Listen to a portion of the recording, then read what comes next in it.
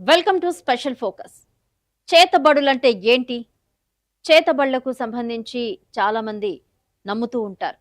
ఏ సమస్యలొచ్చినా మా మీద చేతబడి జరిగింది అంటూ చెప్తూ ఉంటారు. దీనివల్ల కుటుంబ సమస్యలు రావడం, మూఢనమ్మకాలు పెట్టుకోవడం చాలా జరుగుతూ ఉంటాయి. అసలు ఈ చేతబడులను నమ్మాలా? ఇవి మూఢనమ్మకాలే అని చాలామంది చెప్తూ ఉన్నారు. అవేంటో ఇప్పుడు చూద్దాం. చేతబడులంటే ఏంటి? చేతబడులు మూఢనమ్మకమేనా? చేతబడంటే మంత్రాలు, తంత్రాలతో హాని చేయగలరనే నమ్మకం. అంటే మంత్రతంత్రాలతో ఏమైనా చేయగలరు అనే నమ్మకం గ్రామ పట్టణాల్లో ఉంది. గట్టిగా ఉంది ఈ నమ్మకం. ఎందుకంటే కుటుంబ సభ్యుల్లో ఎవరికి పడకపోయినా లేదా శత్రువులున్నా సరే మా మీద చేతబడులు చేయిస్తున్నారనే అపనమ్మకాలు ఎక్కువైపోయాయి ఈ రోజుల్లో. భయం, అజ్ఞానం, అపోహ ఆధారంగా ఏర్పడ్డ విశ్వాసం. చేతబడులకు శాస్త్రీయంగా ఆధారాలు లేవని నిపుణులు అభిప్రాయపడుతున్నారు. శాస్త్రీయ దృక్పథానికి విరుద్ధమైన మూఢనమ్మకం. ఖచ్చితంగా. చేతబడులకు సంబంధించి అజ్ఞానం అనేది ఎక్కువగా ఉంది. చాలామంది నమ్ముతూ ఉంటారు దీన్ని. ఇది ఒక మన భయాన్ని వాళ్ళు ఆసరా చేసుకుంటారు. దీన్ని చేతబడని అనుకుంటారు. మా అమ్మాయి అన్నం తినడం లేదు, జ్వరం ఎక్కువైపోయింది, హెల్త్ బావుంటలేదు. ఈ విషయాలన్నీ కూడా మన శత్రువులు మన మీద ఏదో చేస్తున్నారు అనే భయాన్నే చేతబడే అంటారు. దాన్ని చాలామంది నమ్ముతారు కూడా. ఎందుకు నమ్ముతున్నారు? భయమే ప్రధాన కారణం. అనారోగ్యానికి చేతబడి ఫలితంగా భావించడం. చేతబడిని ఖచ్చితంగా భయమే కారణం. నమ్మడానికి కారణం ఏంటి? భయం ముఖ్యంగా. వ్యాపార నష్టాలు, కుటుంబ సమస్యలను క్షుద్ర శక్తులకు ఆపాదించడం. వ్యాపార నష్టం జరిగినా, కుటుంబ సమస్యలొచ్చినా, హెల్త్ ఇష్యూస్ వచ్చినా, వచ్చినా సరే వీటికి సంబంధించి దాని చేతబడి జరిగిందనే చెప్తారు.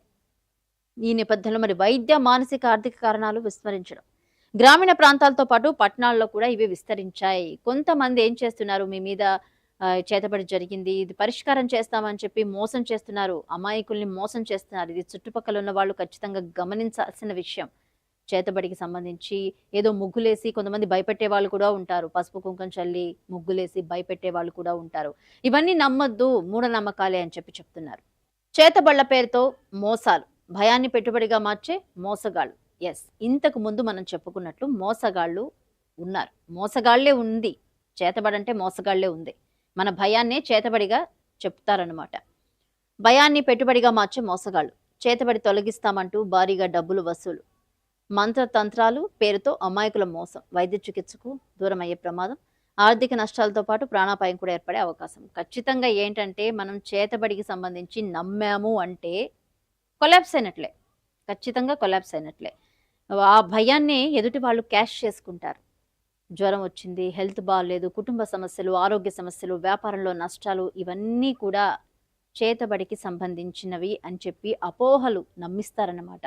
ఇంత డబ్బిస్తే మీ మీద ఉన్నది మొత్తం మేము పోగొడతామని కూడా చెప్తారు. కానీ అవి నమ్మి మనమే స్పాయిల్ అయిపోతాం. అవి నమ్మకూడదు. ఇవన్నీ మూఢనమ్మకాలే అని చెప్పి చెప్తున్నారు. సామాజిక దుష్పరిణామాలు, మూఢనమ్మకాల వల్ల మానవ నష్టం. ఖచ్చితంగా ఈ చుట్టుపక్కల ఉన్న వాళ్ళు మనల్ని మెస్మరైజ్ చేయాలనుకోవడం, మీ మీద చేతబడి జరిగింది, ఏదో జరిగింది, అందుకే మా అమ్మాయి అన్నం తినడం లేదు, మా సమస్యలు ఎట్లున్నాయి అంటే ఇంట్లో వాళ్ళకి బాగోలేదు అందుకే చనిపోయారు, ఇవన్నీ మా మీద జరుగుతున్నాయి వరుసగా, బంధువులు చేస్తున్నారు లేదో శత్రువులు చేస్తున్నారు, తెలియని పరిస్థితి. కానీ భయం అనేది ఉంటుంది. మహిళలు, వృద్ధులపై చేతబడే ఆరోపణలు, అవమానాలు, వేధింపులు, హింసకు గురయ్యే ఘటనలు కూడా ఉన్నాయి. కుటుంబ సామాజిక విభేదాలు పెరిగే ప్రమాదం ఉంది. ఇలాంటివి చట్టరీత్యా కూడా నేరం. చెప్పాలంటే ఇవి చట్టరీత్యా నేరం అన్నమాట. ఎందుకంటే చుట్టుపక్కల వాళ్ళని మనం తొందరగా నమ్మేస్తాము. మీ మీద ఇది జరిగింది అంటే మన సమస్యల్ని వాళ్ళు పసిగట్టేస్తారు తెలివిగా. కుటుంబాల సమస్య లేకుండా ఏ కుటుంబాలు ఉండవు. సమస్యలు అనేది ప్రతి ఒక్కళ్ళకి ఉంటాయి. రిచ్ పర్సన్స్కి ఉంటాయి, పూర్ పర్సన్స్కి ఉంటాయి. సమస్యలను ఎలా పరిష్కరించుకోవాలనేది మన కుటుంబ సభ్యులు అందరం కూర్చొని మాట్లాడుకోవాలి. భార్యాభర్తల సమస్యలు కూడా అన్ని కూర్చొని మాట్లాడుకోవాలి. ఇది ఎవరో పరిష్కరించే సమస్యలు కాదు. పిల్లల విషయం కావచ్చు, ఆర్థిక సమస్యలు కావచ్చు, వ్యాపార సమస్యలు కావచ్చు, ఏవైనా సరే మనం కూర్చొని మాట్లాడుకుంటేనే సమస్యలు పరిష్కారం అవుతాయి. అలా కాకుండా మీకు ఈ సమస్యలు ఉన్నాయి, మీకు అప్పులు ఉన్నాయి, మీకు వ్యాపారంలో నష్టం జరుగుతుంది, మీకు ఈ చేతబడి జరిగింది, ఇది చేస్తే మీకు సమస్య పరిష్కారం అవుతుందని నమ్మించి డబ్బులు గుంజి మనల్ని ముంచే వాళ్ళు కూడా ఉన్నారు కూడా ఖచ్చితంగా. నిజమైన పరిష్కారం ఏంటి? శాస్త్రీయ ఆలోచననే మార్గం. అనారోగ్యానికి వైద్యులను సంప్రదించాలి. మానసిక సమస్యలను నిపుణుల నుంచి సలహా తీసుకోవాలి.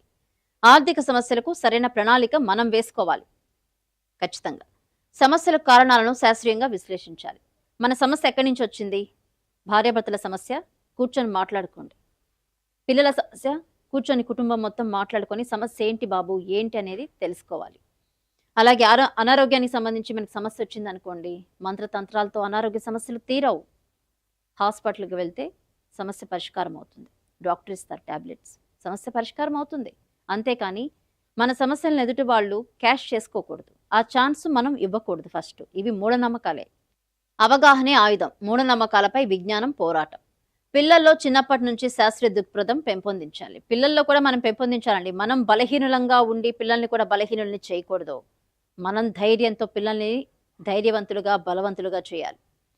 పిల్లల్లో చిన్నప్పటి నుంచే శాస్త్రీయ దృక్పథం పెంపొందించాలి. ప్రశ్నించే స్వభావాన్ని కూడా ప్రోత్సహించాలి. నువ్వు ఈ తప్పు చేస్తున్నావని ప్రశ్నించాలి, తప్పులేదు. చుట్టుపక్కల వాళ్ళని పసిగట్టే తెలివి కూడా పిల్లలకు నేర్పించాలి ఖచ్చితంగా. పాఠశాల, మీడియా, సామాజిక సంస్థల అవగాహన కల్పించాలి. మోసగాళ్లపై ప్రభుత్వం కఠిన చర్య తీసుకోవాలి. భయాన్ని కాదు విజ్ఞానాన్ని నమ్ముదాం. ఖచ్చితంగా మన భయాన్ని ప్రతి ఒక్కరూ క్యాష్ చేసుకునే మార్గమే చూస్తారు.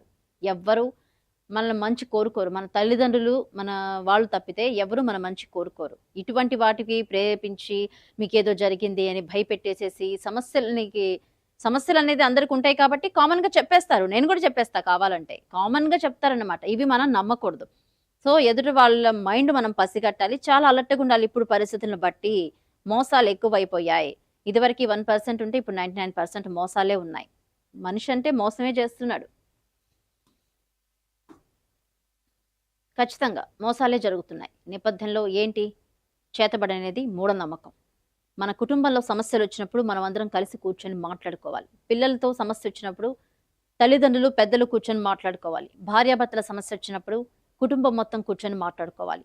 ఆర్థిక సమస్యలొచ్చినప్పుడు మన సమస్య ఏంటి? మనకెక్కడ సమస్య మొదలైంది? మనకెంత డబ్బు సరిపోతుంది? ఎంత డబ్బు నష్టపోతున్నాము? ఏంటనేది కూడా కూర్చొని మాట్లాడుకోవాలి. వ్యాపారంలో నష్టం జరుగుతుందా? అసలు వ్యాపారాన్ని నువ్వు ఎలా అభివృద్ధి చేయడానికి ప్లాన్ వేశావు? వీటన్నిటికి సంబంధించి నీ మనస్తత్వానికి నువ్వే బేరీజు వేసుకొని ఆలోచించుకోవాలి. అంతేకాని నాకేదో జరుగుతుంది, నా మీద శత్రువులున్నారు, నాకు చేతబడులు జరుగుతున్నాయనేది మాత్రం నమ్మకూడదు. అది మోసం. ఖచ్చితంగా ఎదుటి వాళ్ళు మనల్ని మోసం చేస్తారు, క్యాష్ చేసుకుంటారు. ఇది ఖచ్చితంగా చేతబడనేది మూఢనమ్మకమే. ఇది ఇవాల్టి special focus. Keep watching CVR.